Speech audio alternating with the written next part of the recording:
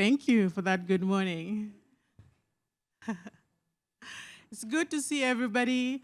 I'm so glad you made it despite the weather. My name is Abigail Kavantula, and I'm the director of the Africa Center here at the Joseph Kobel School. I want to welcome you to this year's conference. Without further ado, I'd like to call upon Dean Meyer, our Dean at the Joseph Kobel School, to say a few words.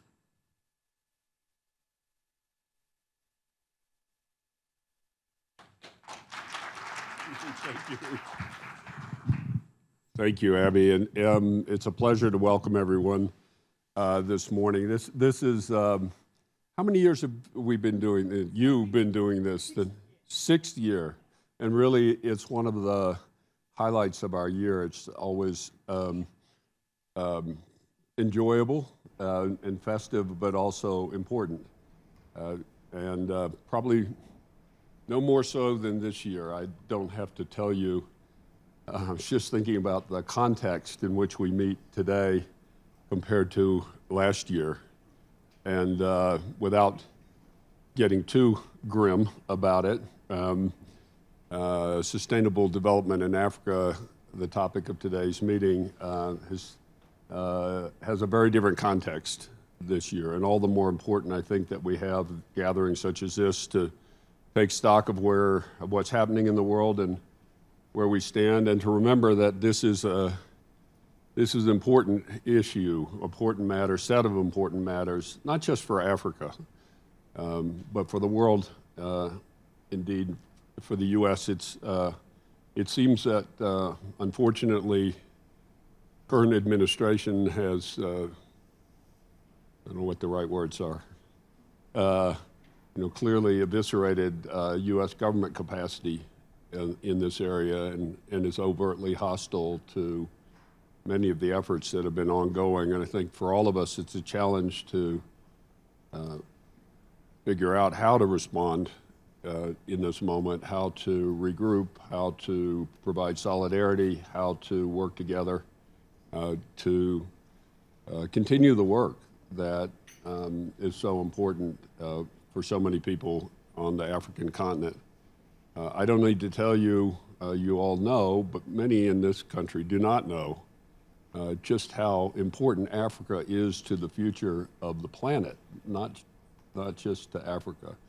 The projections show that a significant portion of humanity will be living in Africa, on the African continent, in our lifetimes, or at least in your lifetimes, some of you, and what happens in Africa, the shape of development, indeed the whole concept of sustainable development will be crucial to climate change, to natural resource use, to the whole global economy. So today's event is important.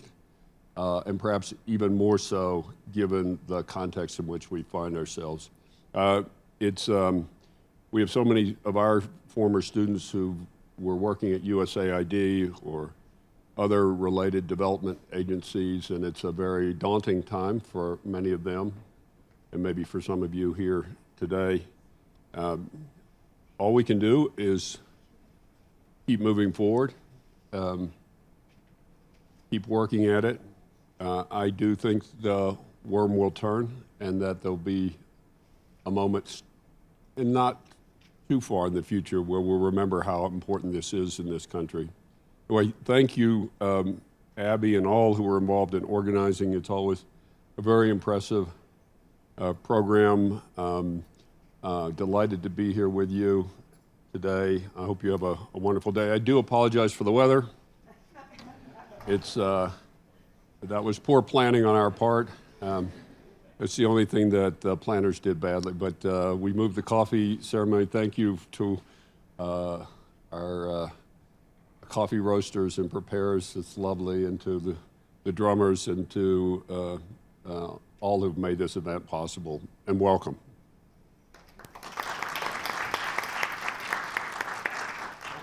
And I have a very important duty, which I nearly forgot, which is to introduce my boss, the provost of the University of Denver, Mary Clark. Mary, thanks so much for being here this morning.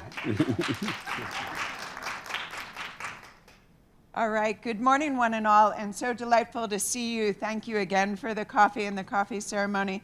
I remember when we were gathered last year, we were out on the terrace for the coffee ceremony, and it was so lovely.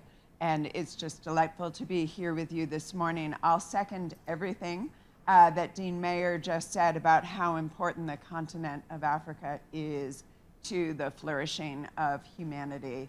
And so we are committed to working with you in that regard. It is so important that we continue our work around basic freedoms and liberties, the value of democracy, the value, again, of human flourishing around the globe. I had the pleasure of traveling last summer to North Africa and about 5 years ago, right before COVID, to East Africa. And I look forward to ongoing engagements. And I think it is so important, as I was speaking with the gentleman in the back of the room, for us to engage and to learn firsthand what some of the opportunities and challenges are.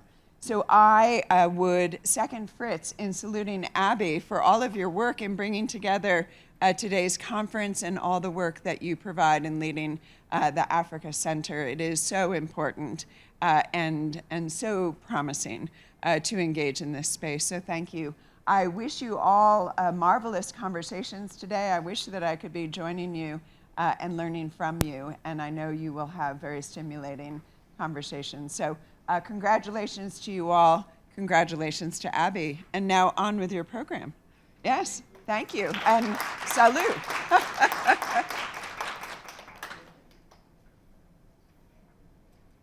I do wish I could take all the credit, but thank you so much for that recognition. I want to mention that this conference is possible because of our graduate students and because of the 2 faculty members. I'm one of them, and also Professor Singumbe Myeva is the other faculty advisor. We could not do this, but particularly without our graduate students that you see running around, and their names are in the back.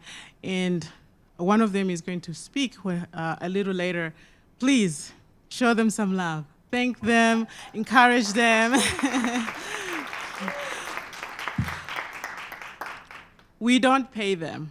So the only payment for them is encouragement and recognition. But I am truly, truly grateful for the work that they do. I could not do it by myself. So this is a team effort, and it's the Africa Center and Students for Africa effort.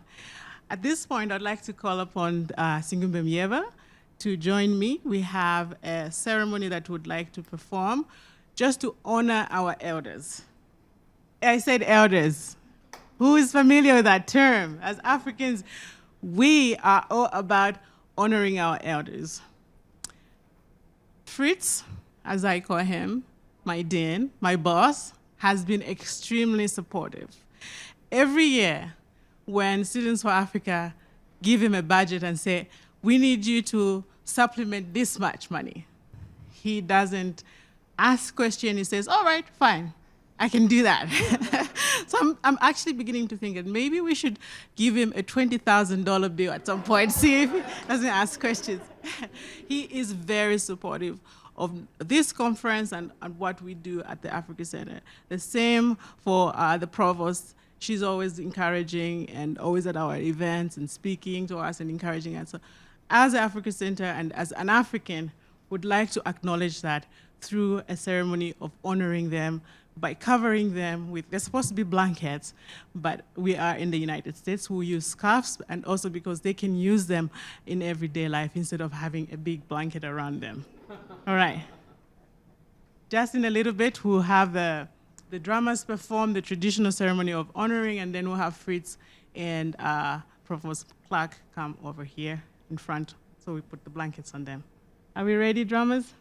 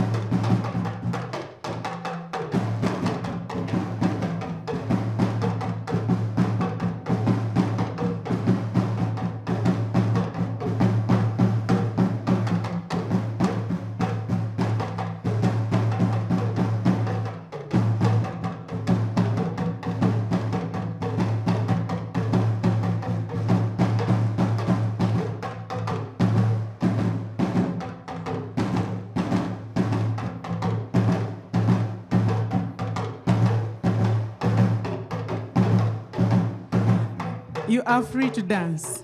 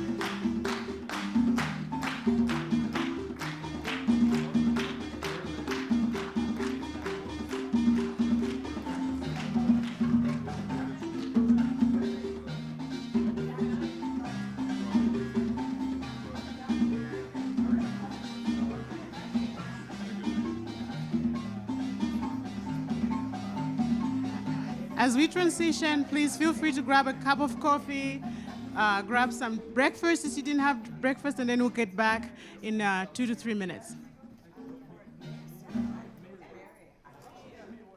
Thank you. Apologies for the slight delay in our program. We will now resume our programming. I hope you got your coffee, your croissant or fruit, and are ready for the day. Are you ready for the day? Yes, give me some energy. The weather is trying to defeat me, but I refuse to be defeated by the weather. So let's have that energy so that we can power through the day. All right.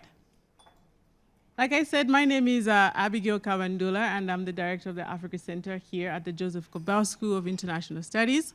And I'm also the faculty advisor, co-faculty advisor for Students for Africa. I wanted to share a few things just to lay down the ground and even the atmosphere, so to say, for the day-to-day, especially given that we have, a little bit of weather issues. So I wanted to say welcome to our 6th annual Sustainable Development in Africa Conference. 6th annual. Yes. Esteemed guests, we gather at a pivotal moment in global politics and global governance. It is marked by profound shifts in international development, governance, and cooperation. These shifts carry significant implications for Africa's future. We find ourselves in an increasingly characterized, in a world increasingly characterized by rising nationalism and inward-looking policies across the global north. The multilateral order, long underpinned by the United Nations and the rules-based international system, is facing serious threats.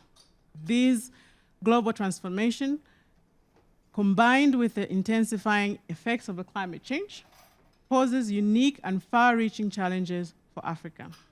Across the continent, economic strain, environmental pressures, and insecurity continue to threaten human development and human security.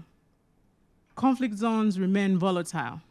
The Sahel is still grappling with insurgents, violence from groups like Boko Haram and ISIS-affiliated factions. The Horn of Africa is unsettled by ongoing conflict in Sudan and Somalia, and South Sudan totters at the verge of a civil war. Ethiopia is once again seeing unrest in its Tigray, Oromo, and Amhara regions. In the late 2024, we also witnessed the eruption of another brutal war in the Democratic Republic of the Congo, which has displaced thousands of people. These conflicts have contributed to the displacement of over 30 million people, almost 1/3 of the global refugee population, with Sudan accounting for nearly 3 million refugees. In parallel, the climate crisis continues to bear down on Africa with disproportionate intensity. According to the World Meteorological Organization, despite contributing the least amount of greenhouse gas emissions, Africa is among the most severely impacted regions in the world. In 2024 alone, Southern Africa endured devastating droughts, while excessive rainfall in East Africa, especially in Sudan and South Sudan, exacerbated humanitarian emergencies. Climate change continues to underpin food security, damage to ecosystems, and intensify conflict over increasing scarce resources. Without urgent and sustained action, by 2030, up to 180 million extremely poor Africans, especially those living under $1.90 per day, will be directly facing drought, floods, extreme heat, severely underpinning development and poverty reduction efforts. Yet, despite these daunting challenges, there are signs of economic resilience. According to the African Development Bank 2025 Macroeconomic Performance and Outlook, Africa remains the world's second largest growing region after Asia, with 12 out of the 20 fastest growing economies located on the continent. However, this economic growth has yet to translate to widespread prosperity for the average African. The continent still holds approximately $1.15 trillion in external debt, and more than 438 million people remain in extreme poverty, living under $2.15 per day, 15 cents per day. Africa's vast resources, and these include natural and human resources, continue to be underutilized by Africans, leaving the average African without access to the full benefits of these resources, while external actors do continue to benefit. It is against this backdrop, ladies and gentlemen, that we convene under this year's timely theme, Pan-Africanism at a Crossroads, Confronting Security, Economic, and Climate Change Crisis. Together, we will examine the continent's current trajectory, reflect on its future, explore how development, security, climate, and international relations, especially with the United States, Europe, China, the Gulf states, or the Middle East, will intersect and probably evolve in the near future. I encourage you to fully engage in conversations ahead and also contribute insights and your experiences to the different challenges that we will tackle today. Once again, thank you for being here today, and I welcome you to the 6th Annual Sustainable Development in Africa Conference.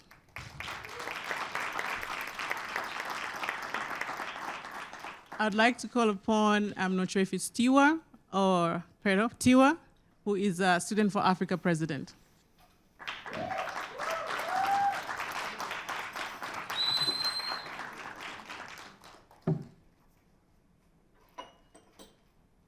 Hi, everyone.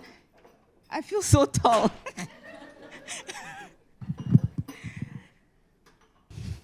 Good morning, esteemed guests, faculty, students, distinguished panelists, and moderators.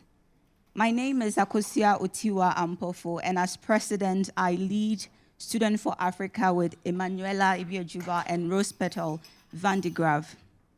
It is my great honor to welcome you all to the 2025 Sustainable Development in Africa Conference here at the Joseph Kobel School of International Studies. It is a space dedicated to critical conversations, policy discussions, and collaborative thinking, of course, for the betterment of our continent, Africa. I remember standing here last year with my predecessor, Khadija Kuanda, and being amazed by how much passion filled this very hall. If there's anything that has changed about how I felt, then it's the fact that I am even more amazed. First and foremost, I extend my deepest gratitude to the Joseph Kobel School of International Studies, its faculty and staff, and specifically to Dean Fritz Mayo, whom we saw just a while ago, the Director of the Africa Center, Dr. Kabandula, and our very own faculty advisor, Professor Singumbe Muyeba. I also want to thank the Office of Student Affairs, the Conference Planning Committee, all SFA members and volunteers, and our friends from the Kufuor Scholars Foundation who are visiting from Ghana and the UK. Last but never least, I thank my friends and very competent co-leaders at SFA, Petal and Emanuela, and of course, Mandy, the programs manager at the Africa Center. Without them, planning this event would have been a fiasco, especially with this weather today. I'd like to thank our moderators and all our speakers who have willingly agreed to spare valuable time, knowledge, and resources pass through this weather just to make this conference very impactful. Thank you all for honoring our invitation. This year's theme, Pan-Africanism at Crossroads, Confronting Security, Economic, and Climate Crises, is relevant. It reflects the urgent and complex challenges facing Africa today, from the Sahel's instability and ongoing crisis in Sudan to Africa's rising debt, digital transformation, and climate-induced displacement, and quite recently, the conversations surrounding aid, US aid. This conference is not just about dialogue. It is about examining solutions, reshaping narratives, and strengthening collaborations that can drive meaningful change. For students, faculty, and professionals alike, spaces like this are invaluable. They offer the opportunity to engage, allowing us to move beyond theory into action. These conversations help us imagine a future where Africa is not merely adapting to global shift, but actively shaping them. So thank you for being here. Before we begin, just a few logistical reminders. The washroom is just on my left over here. We have the conference planning team also at the registration desk and over here. So we are ready to help you if you need anything. Breakfast will still be set, so please feel free to grab anything. There's water and we have some juice also available. Lunch will be ready by 12, so don't worry. And yeah, welcome. Also, just a reminder, if you still have some time, right at the end of the conference, we have a networking happy hour where we just get to talk, an informal session, just share some drinks, and then we'll be out of here in no time. Once again, thank you for being here. Your presence and participation are what make this conference truly impactful. Welcome to the 2025 Sustainable Development in Africa Conference.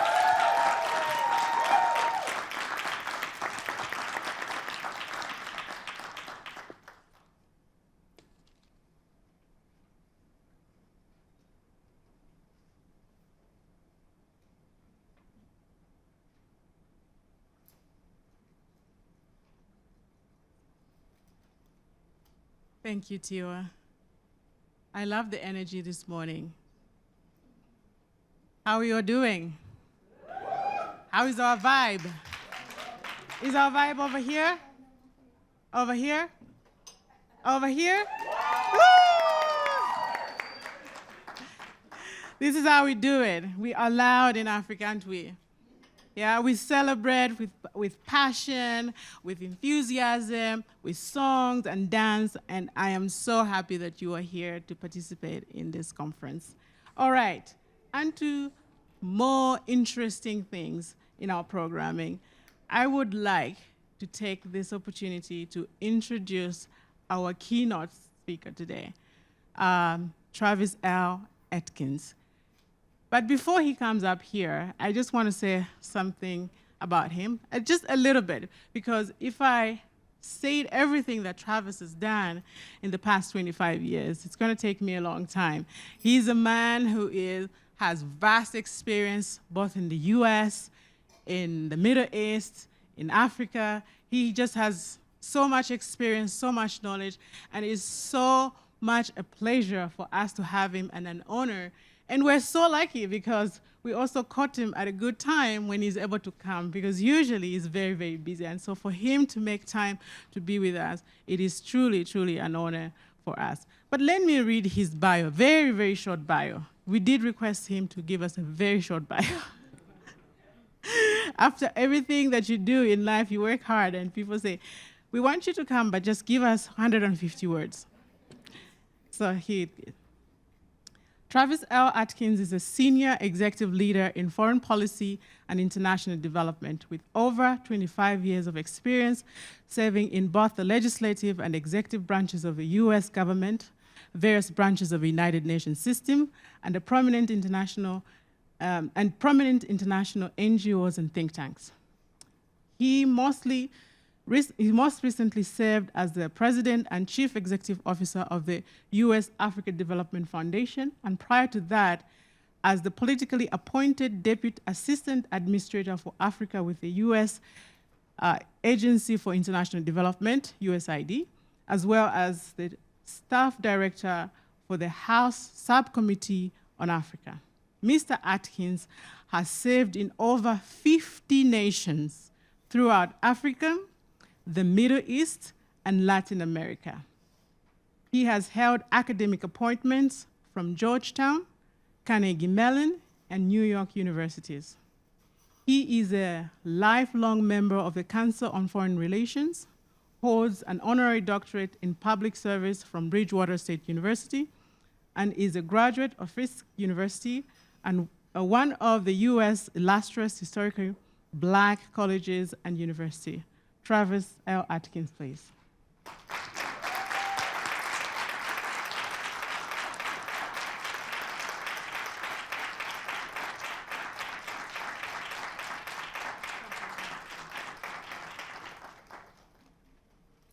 Good morning. Can you guys hear me pretty well? Fantastic. I'm going to start my timer to make sure that I don't go on too long, but it is really my pleasure to be here with all of you one of the great joys of my life is to be anywhere where Africa and the people of Africa and the beauty and diversity and value and genius of Africa is elevated and acknowledged. And speaking of acknowledgement, let me join in thanking the Dean of the Corbell School, Dean Meyer, thanking Dr. Kabandula, thanking all of the student organizers who helped to make this a success, and also to thank Mandy personally for making sure that I was good and squared away. One question that I wanted to start us with today is, can anything be sustainable that is externally derived? Because we are decrying now the lapse, the destruction, the dismantling of foreign assistance. But can something that comes from somewhere outside of yourself ever be a sustainable thing? Because that means that those folks can always change their mind. They can always go in a different direction. They can always say that they have a new set of priorities that they believe are more important.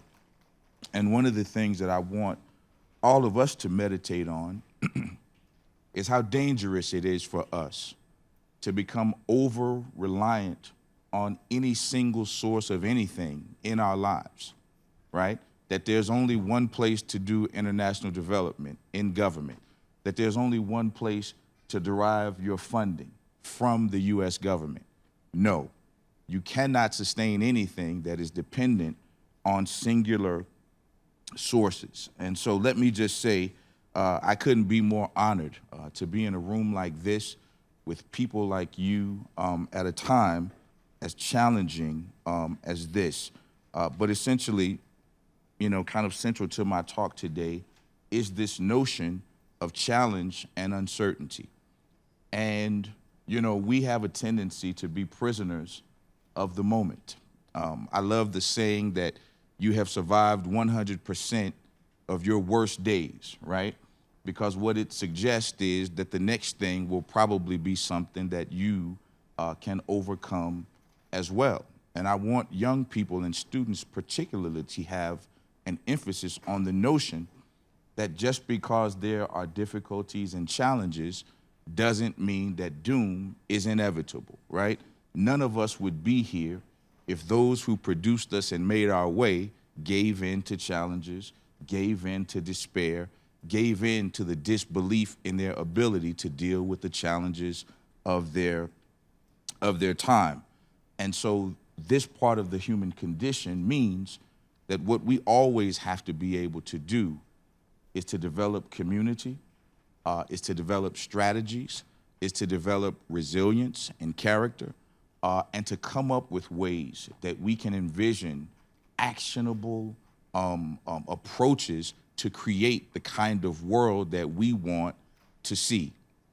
Now, the other part of that, we want to provide hope and upliftment, but we also want to tell the truth of reality.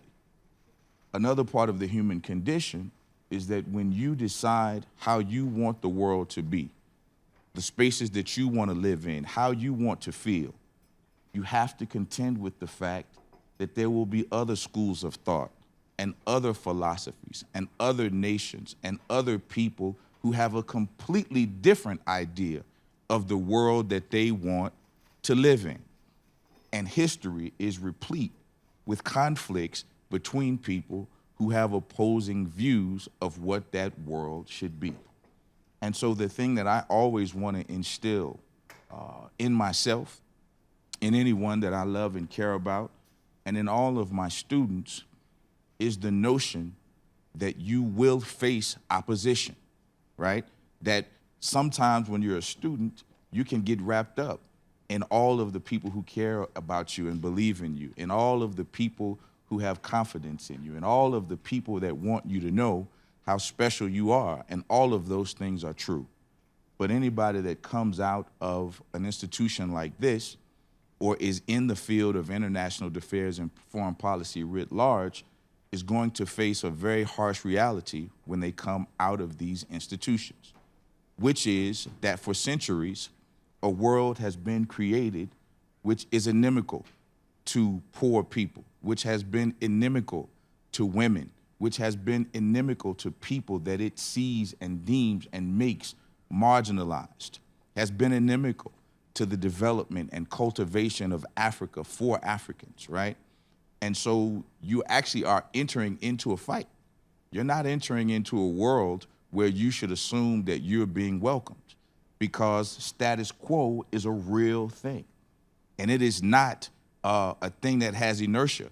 A status quo is a thing that people actively want to maintain. And that's why we have to be prepared to fight, right? And what does fighting look like, right? Fighting is the cultivation of your mind, right? Fighting is the development of your skills, your language study. Fighting is learning more about what it is that you want to do in the world, especially in the sphere of international development, understanding the history, understanding the challenges, and understanding that there were many people smarter than all of us who gave their entire lives to change all of this, and still we're here in that fight. And so what I would suggest to you that really helps me is that we have to take the long view, right? I am not committed to the belief that everything I want to see different in the world is going to change within my lifetime. That's not how this works. Everybody that we know, everybody that we love, everybody that we uplift in terms of advocacy or human rights or civil rights, these are people that gave everything to the causes that they believed in, and we ought to be able to do the same. And so essentially, I'm giving a message that is about the resistance of certain kinds of despair, right? Because if you will fold up at the very moment that you see opposition, at the very moment that you recognize that there are other people who want a world that's different than the world that you want, then you abdicate your responsibility, and essentially you take yourself out of that fight. And so we must be prepared to deal with that. One of the things that I was thinking about this morning was the words of the great American novelist and essayist James Baldwin. And he had a statement that he said, which was, I cannot be a pessimist because I am alive, right? And the whole notion of that was that every moment is an unfolding of a new reality. And so I wanted to talk to us a little bit about the fact that there is a unique difference between hope and optimism, right? Because optimism is dealing with optics, right? This is how things look, right? And I would suggest that things don't look that good, right? If you're involved in the U.S.-Africa relationship, if you're involved in foreign assistance or foreign affairs, but hope should spring eternal, because that is about what we want to see, not what we do see. And this is why we all have to redouble ourselves in terms of what is our why, right? And so for me, I didn't come to this work because I wanted a job or because I wanted to build a career. I came to this field because I did not accept the reality of being relegated to poverty, being relegated to racist views of who I was as a descendant of Africa, or who the people of Africa were in terms of the history of colonization and global development. My understanding of the wealth and the beauty and the power that comes out of those communities, and how we could help to transform the reality of the history that has put us in the places in which we find ourselves. And nobody can take that away from me. It doesn't matter who the president is. It doesn't matter who the vice president is. It doesn't matter who the Secretary of State is. And so what I want to suggest is that you have to have an indomitable why. You have to have an indomitable why. And so for me, I would say that I decided to live for this, but it is something that I would give my life over to if I had to. And the power that comes from that is the power that I think can drive all of us beyond temporal circumstances, right? So some of us may be first generation Americans or first in our families to go to college and things of that nature. And if you are, you should be immersed in the perspective that difficulties and challenges come with any task that you want to take.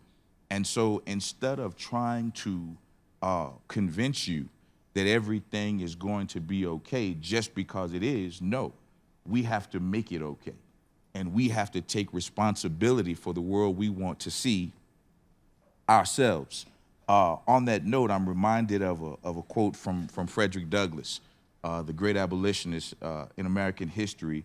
He says a quote that's often attributed to him, but it actually has a broader context, which is there can be no progress without struggle, right? There can be no progress without struggle. But what he actually goes on to say is that those who want progress without struggle are like people who want crops without plowing the field. They are like people who want the rain without the mud. They are like people who want the ocean, but they don't want its horrifying waves and tempest, right? And so when you want something, opposition will come with it. And anything that you desire will require something of you. And so my point is to make sure that we understand that world making is not an easy thing. And those of us who come this way are indeed aspiring to be world makers. And in many ways, we already are that. And so I want us to develop a disposition and a posture of mind and spirit and emotional well-being that allows us to cultivate strength, to cultivate resistance in moments like these. And so instead of taking it as a time to be in despair, we ought to take it as a time to develop the kind of strength and skills that will make us better people. One of the things about American democracy is that we have these term limits, right? And so every few years, we're going in one direction, we're going in another direction, we're going up, we're going down, we're going sideways, right? That is part of the challenge of the system of government in which we have.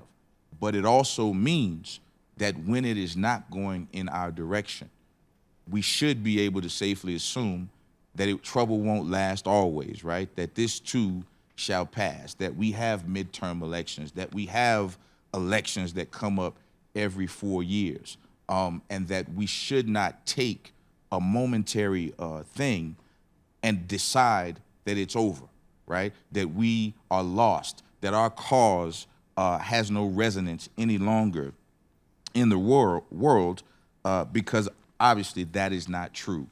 And so I would challenge anyone who's feeling that way, or exhort you, I should say, to double down on your community, to double down on the ancestral knowledge that has been developed in your families and in your cultures, to double down on your spiritual practices, whether it be prayer or meditation, to double down on your self-care, and to use this time to figure out how to fight, not how to run and not how to fear.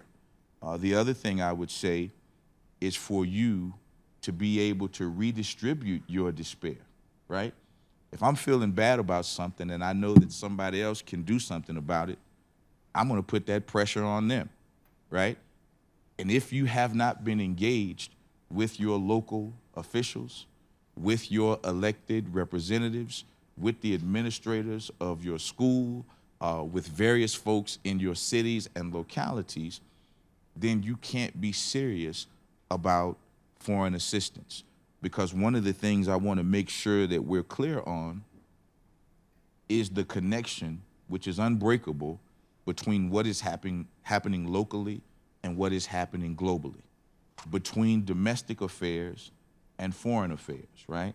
So if you didn't advocate and you didn't agitate and you don't vote and you're not paying attention to what's happening on the school board or at the city council or at the mayor's office, then you are abdicating your responsibility, because what you're actually allowing someone else to do is to make the world they want without opposition from people who see things in a different way. And so this notion that foreign assistance is some special and set aside thing is nonsense. You can elect somebody domestically who can destroy all of that. And while you're focusing out there, they're working in here. And so the call is for us to ensure that we do both. And I think part of what is troubling about this time, obviously, it is the destruction of agencies like my own U.S. African Development Foundation, or the U.S. Agency for International Development, which of course will create untold loss of life, untold difficulty for the people of Africa specifically, because they were some of the greatest recipients of this assistance, of these services, of this kind of focus. But I think the real challenge, where I exhort us also to fight, is not just that they're taking it away, but they're trying to destroy the idea that it should have ever existed, right? And one of the things that we have to cope with is the fact that it is easier to destroy than it is to create, right? You could pass away in 30 seconds, but it takes 9 months for you to be born, right? And so one of the challenges for us is, how do we take on generative practices around the idea that we believe in, the idea that the United States should be engaged globally, right? The idea that foreign assistance in partnership with nations who have sovereignty and who have their own agency can be something of mutual benefit, right? That the freedom and the dignity of women and youth and marginalized communities is something that we want to continue to promote regardless of what is happening at the level of the federal government.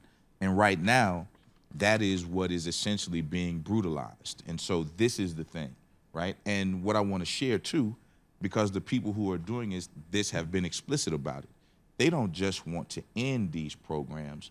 They're saying they want to traumatize the people who believe in these things. They want to demoralize the people who believe in these things. They want to mire in despair the people who believe in these things. And so anytime you allow yourself for an extended period of time to wallow in some kind of pity over this, actually you are giving them a victory. And so for the people who want that world, they are working nonstop. So what are the people who want the kind of world we want doing? Are we crying? Are we spending our time complaining and whining that it's not easy? Or are we working on it, working on it, working on it, working on it? I wanted to also point out that, again, this connection between global and local, right? Because this is about, in some sense, what we can do. The thing I want you to be aware of, which I'm sure you are, is anybody who tells you they know what we should be doing is probably selling you a bag of nickels, right? It's not something that you can know, right? I don't know what I'm going to have for lunch tomorrow. So the idea that I would know how we would get ourselves out of the situation that we find ourselves in is not true. But I think to focus on this orientation of mind and spirit that I've talked about, and to realize the danger of dependency, this notion of resisting despair, and to share just a little bit about how I personally have had to deal with it, right? So one of the things that you may have seen in the news is that Elon Musk's Doge came to the U.S. African Development Foundation. They were barred from entry into the building. There was a fight to resist this effort. They came back with armed security officials, right? They had a situation where the judges and the courts sided with them against us. And throughout that entire process, I had to try to keep a resilience about myself, to keep a high spirit about myself, and to share with my colleagues certain sets of advice to guide them. I did not tell them it was going to be okay. I did not tell them that they should be assured that they would be able to keep their jobs. But what I did tell them is to learn the lesson of this trauma and to realize that there are still opportunities in the philanthropic and foundation world, in the United Nations world, in the world of academia, in the world of the private sector, which prizes knowledge about the world, knowledge about political dynamics, knowledge about history and culture of people and nations for whom they have markets that they may want to enter. And I think it's critical for us to understand this, because if you think about people who were reliant on working in the government, right? They're in despair now because they don't think that they would have other opportunities. If you think about people who are the leaders of non-governmental organizations, right? Which in itself is a misnomer, right? You're supposed to be non-governmental, but 95% of your money comes from the US government, right? So when you destroy USAID, you destroy what? All of the NGOs as well. Now, one of the things that had been talked about in NGOs for decades was this need to diversify their funding sources. And they didn't do it. And because they didn't do it, almost all of them will also be closing their doors because of one person's or one administration's group of decisions. Then when you think about the leaders of Africa, the African diaspora, African civil society, there is a point of light here. One is that remittances to Africa, which we talked a little bit about yesterday, are equal to or greater than all of the official development assistance that comes from the US government, right? Which means that African immigrants in countries outside of Africa are sending more money home than the US government is giving to Africa altogether, right? Which means, or gives a point of hope that we are never, that we aren't and never have been a people waiting for somebody to help us, waiting for somebody to save us, waiting for somebody to lift us. We have done this ourselves, and we have done it so effectively that we've outstripped those who are actually known for their ability and capacity to give foreign assistance. I also think it is a unique time for pressure and accountability on African leaders who themselves are in many ways responsible for the conditions in which their people find themselves. Are you operating with integrity? Are you rooting out corruption? Are you using the resources of, in many instances, your rich nations in terms of natural resources to benefit the everyday people of your country?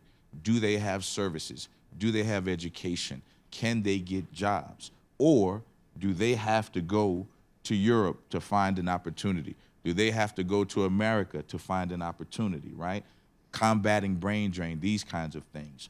Developing political solutions to problems that create insurgency, that create violence, that create violent attempts to overthrow, right? And so these are things I think that we need to focus on the continent, things that are in our control, right? Yes, we can focus on things that are a little bit outside the realm of our direct control, but I think this is a time to question for all of us, what is it that we can do? And with that focus should be greater than us worrying about what somebody else is doing, because we have the capacity, I believe, to mitigate some of the things that are being done to us or in opposition of the world that we want to see. And so if you're not doing those things, I would challenge you to look at how you can increasingly do that, because we are not some inanimate objects that are just being blown in the wind by the whims and fancy of elected officials. We are people, and we come from people who decided to do something different. And because they did it, we are here. And so our very presence is the only example we really should need, that to live and to work and to think in that way is something that can be that can be effective. I want to close on the note to reiterate this notion that I talked about, the danger of dependency. and what we need to do to get out of it. I think that it is imperative for us to remember that this moment, as I think I said earlier, is a moment that will pass. It's temporary. There's something on the other side of this, right? Many of us have seen times that were worse than this. And I would just tell you from my own personal experience, as a Black Southerner, I can tell you that the stories that I heard from my aunts and uncles, from my mothers and fathers, from my grandmothers and grandfathers, these were not people who ever believed that they could depend on the government for their well-being. These were not people who ever believed that they could depend on the U.S. government to protect them or to support them. In fact, the opposite was true, right? And so even though they experienced that trauma, they also developed a certain kind of moral rectitude, a certain kind of strength of character, a certain kind of resilience that was defiant to what was happening all around them. And this is why we developed in our culture a saying, very simple, making a way out of no way, right? Doing something that is impossible, right? And this is what the people of Africa have always done. Anybody, as I mentioned last night, who has visited Ghana and visited Elmina and Cape Coast and seen the slaving forts that are in that part of the world, you would know that to survive just in that dungeon, you would have had to be extraordinary. But after you came out of that, you then went into the hull of a ship. And if you made it through that, you then got to a plantation. And if you made it through that, then generations upon generations of your children would have to endure the same thing.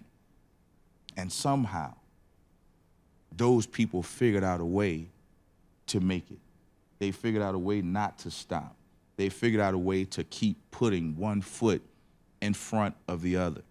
And so, you know, sometimes I hear in social media and other places all of these notions about younger generations, you know. Well, in my lifetime, there was 9/11, there were 2 recessions, there were COVID, there were...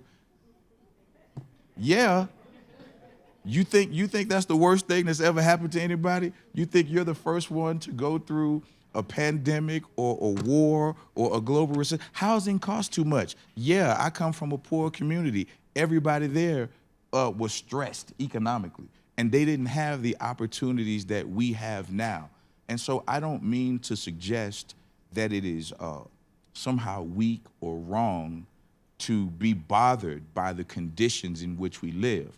All I want to remind you of is that we have the power to push back against those things, and we should never relent that power to anyone. And so when we can't find a way, we have to make a way. Thank you.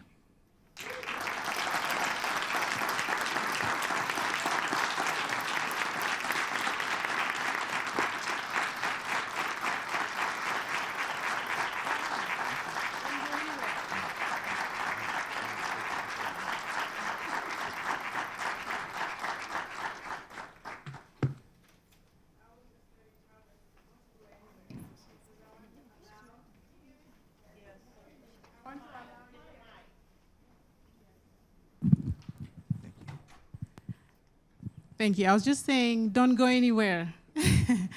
Hold on a little bit, because I know that after such an inspiring speech, people have a few questions, comments, reflections, After this, it's both levels where you have the personal part, like I have to play a part.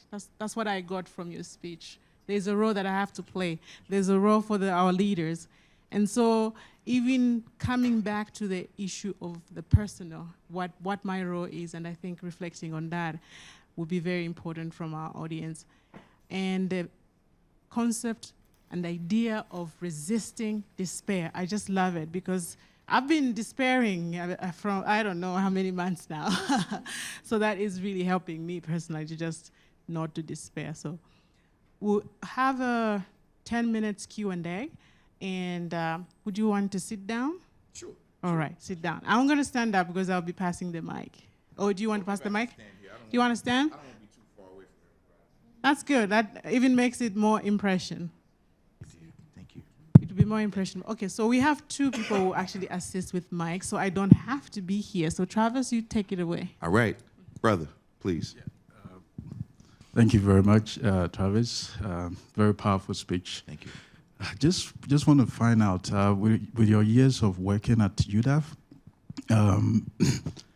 do you see unity from the African caucus, especially you mentioned the Africans in diaspora?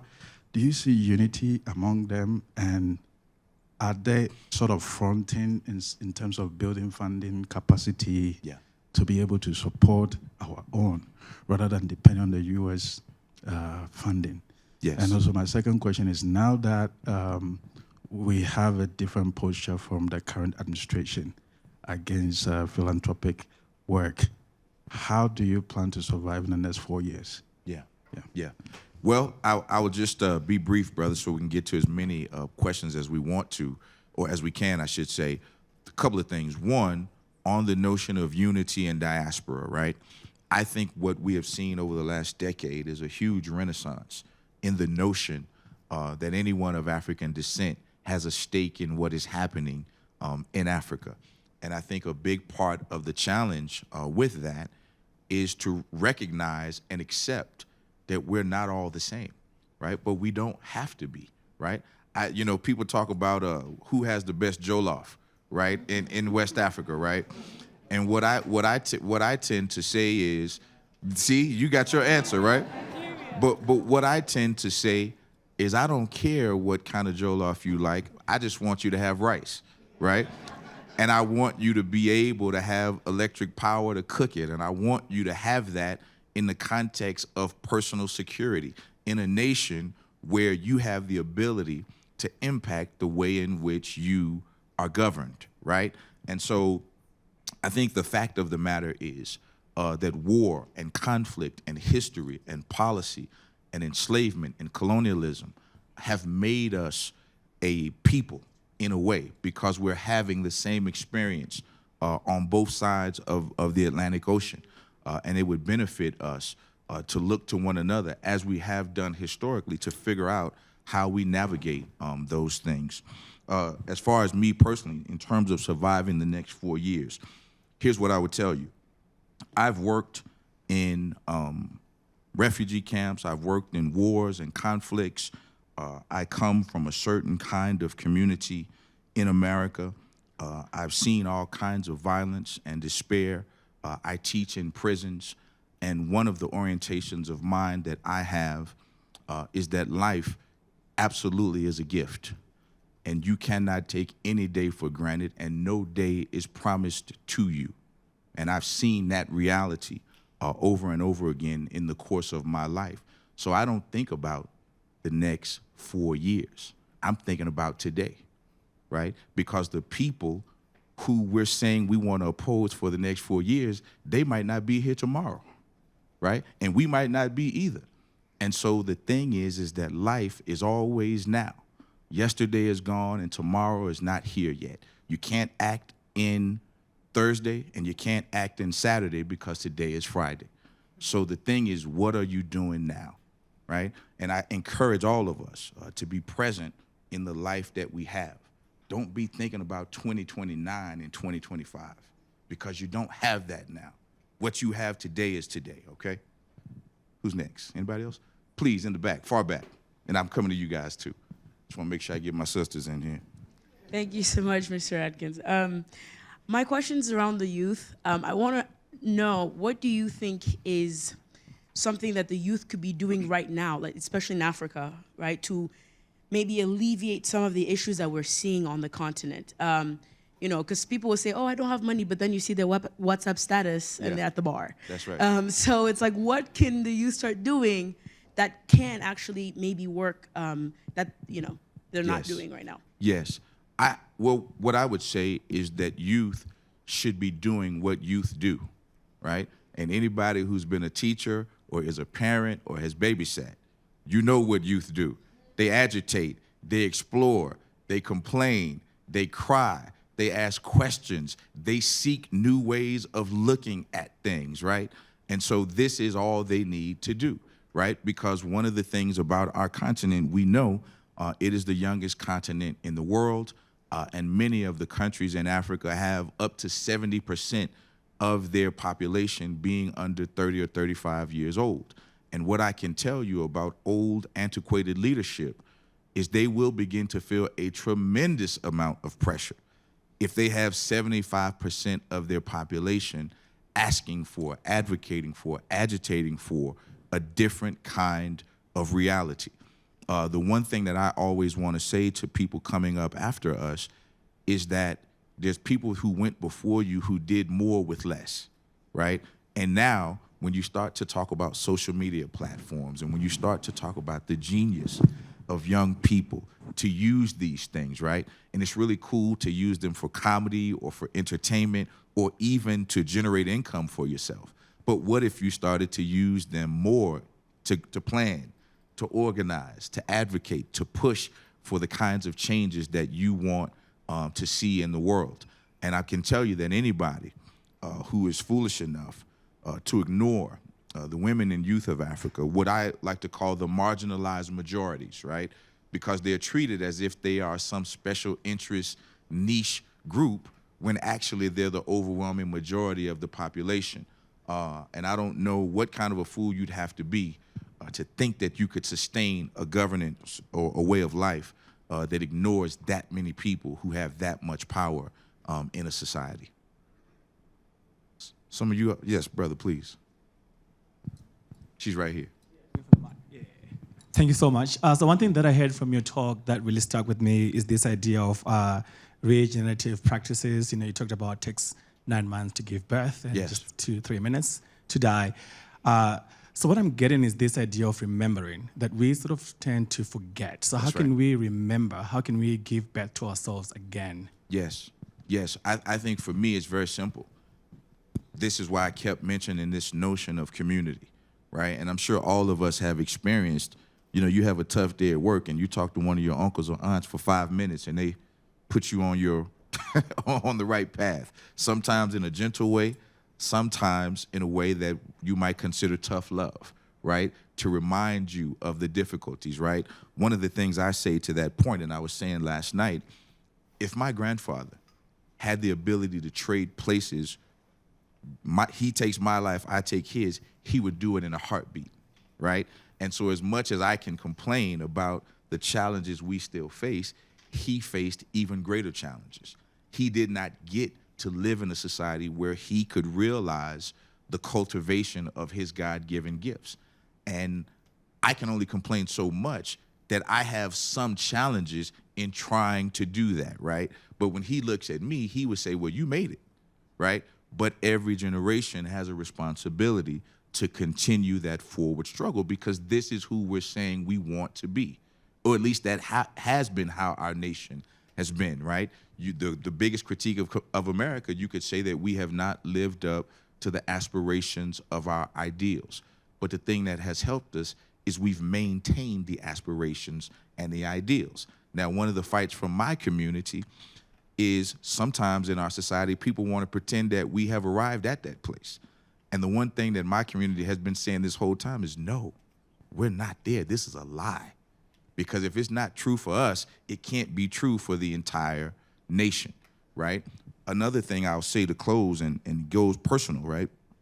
That in the United States, there's this notion of the world's, oldest democracy and so on and so forth, right?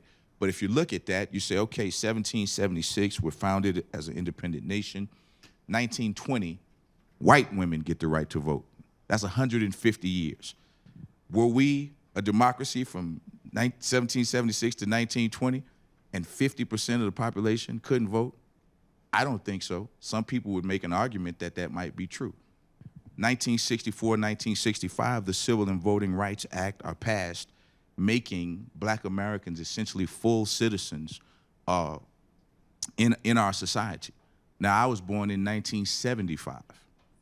What that means is, even though my family has been in America for over 200 years, I was the first person to be born with the full rights of citizenship in my entire family, right? My mother, Jim Crow segregation, can't vote, then we start making progress in the middle of her life. She didn't start that way, right?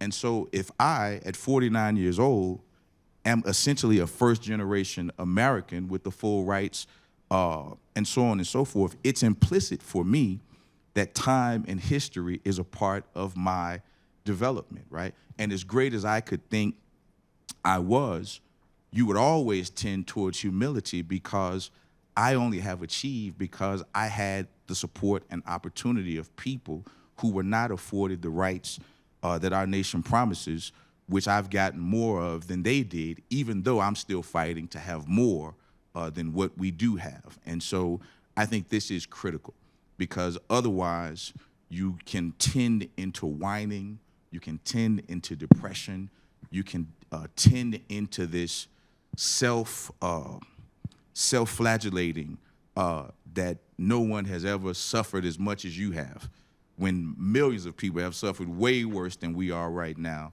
and somehow they still found a way. And so that's what I would say, to return to that source over and over again, whether it's spiritual, whether it's in community, family, and so forth. Thank you so much, Travis. Thank you. Unfortunately, all good things should come to an end at some point. That's right. Thank you.